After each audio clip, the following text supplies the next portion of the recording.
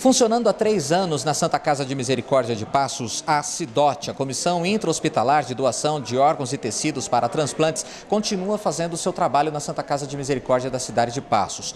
Quando existe um caso de morte encefálica, as pessoas, os familiares, são acionados por essa comissão que conscientiza os familiares da importância da doação de órgãos e tecidos.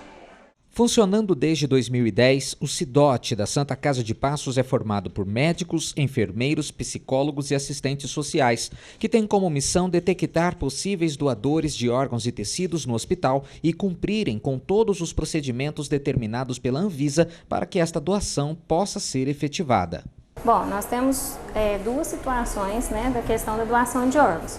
Doação de órgãos coração parado, que pode doar, no caso, as córneas, e doação em morte encefálica, doação de órgãos de múltiplos órgãos, que é em caso de situação de pacientes em morte encefálica. E a gente atua, de modo a estar amenizando, tentando amenizar, junto aí com o serviço, o apoio do serviço de psicologia, amenizar o sofrimento dessas famílias, para que a gente possa dar todo o suporte, independente se ela vir a doar ou não, nós prestamos o mesmo suporte, porque a gente tem a obrigação de respeitar esse direito da família. A CIDOT, ela visa, em resumo, melhorar e aumentar a captação de órgãos dentro do âmbito da Santa Casa e oferecer órgãos de melhor qualidade aos receptores.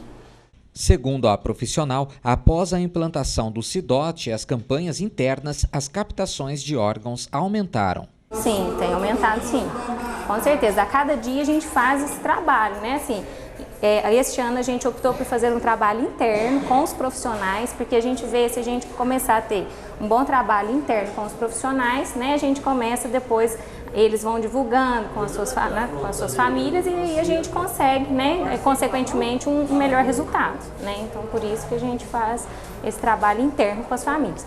O ano que vem a gente está planejando já fazer com a parte educacional, com o sistema educacional, a rede de ensino, porque a gente tem anualmente uma campanha, que é no dia 27 de setembro. Todo 27 de setembro a gente tem uma campanha anual para conscientizar sobre a importância da doação de órgãos. Porque todos nós estamos susceptíveis aí a estar precisando de um órgão ou alguém da nossa família. O médico explica que a captação de órgãos acontece em 2 frentes. Nós atuamos basicamente em 2 frentes. Nossos 2 alvos são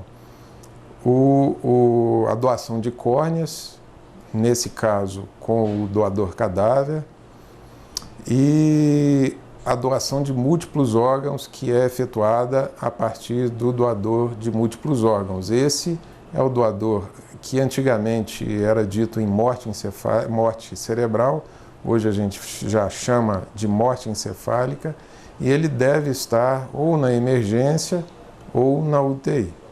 Hoje não é preciso assinar nenhum documento manifestando a intenção de doar os órgãos. A única orientação dos médicos é que a pessoa que tem interesse em fazer a doação, caso possível, informe seu desejo para os familiares. Então, a primeira atitude quando nós temos um potencial doador é comunicar à família do que está acontecendo. Normalmente, esses pacientes, eles são vítimas de alguma catástrofe cerebral. Então, seja um derrame que aconteceu, seja um acidente com um traumatismo craniano, seja alguma neoplasia cerebral, alguma catástrofe que levou o paciente a um quadro neurológico grave. Esse paciente, assim que ele é identificado dentro da Santa Casa, nos é comunicado. Nós absolutamente não temos nenhuma atividade nesse momento, a gente simplesmente acompanha a evolução do paciente. A partir do momento em que aí sim a clínica desse paciente ela demonstra que ele está em morte encefálica, a CIDOT é acionada. Nesse momento nós fazemos o acompanhamento do doente, ajudamos na manutenção hemodinâmica, nas condições clínicas desse doente, nesse momento, e realizamos todos os exames para o diagnóstico de morte encefálica. Se o diagnóstico ele for positivo, nós chamamos a família e aí sim solicitamos a doação. Neste caso, se o doente era um doador de órgãos, se ele comunicou à família, a família vai ter essa informação. Não, ele me falou, ele disse que viu numa novela, que ele gostaria que se acontecesse alguma coisa, ele seria favorável à doação de órgãos. Então, a família de posse dessa informação, eles já nos passam. Se ele não tiver, o doente não tiver passado nada para a família, então caberá à família essa decisão. Dúvida comum entre familiares de possíveis doadores, o Dr. Giovanni esclarece as diferenças entre o coma e a morte cerebral. O que nós temos que separar são dois quadros diferentes. O que é coma? O coma, ele é reversível. Então, uma pessoa que teve também uma catástrofe cerebral qualquer, está em coma, ela tem um quadro que é potencialmente reversível. A gente tem isso através dos exames. Daquele que está em morte encefálica.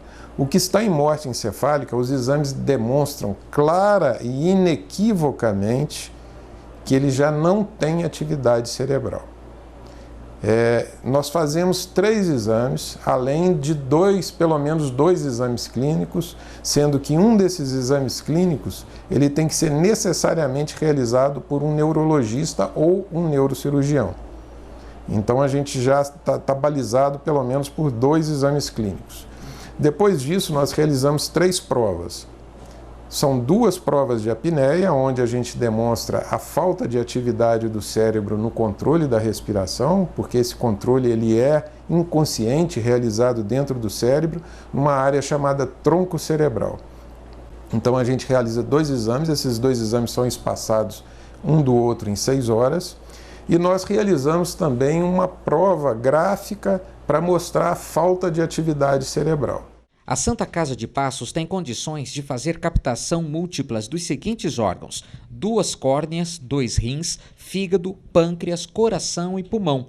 Porém, a captação de coração e pulmão é complexa, pois depende do tempo, distância e de receptor compatível. Isso é uma proeza porque entre a retirada de coração e pulmão e o implante desse coração e pulmão, nós temos um espaço de tempo muito curto, em torno de 4 horas apenas.